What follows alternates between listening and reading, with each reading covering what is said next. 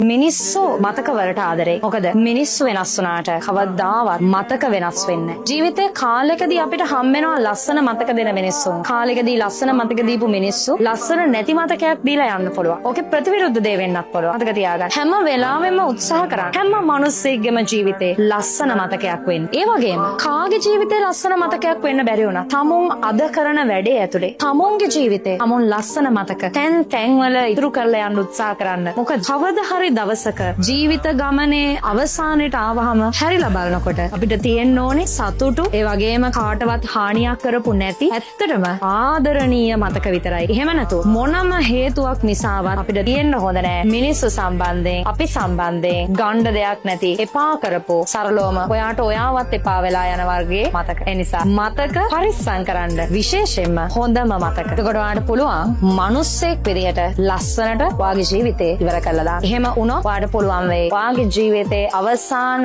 නිමේෂය හරි සැනසීමෙන් ගත කරන්න.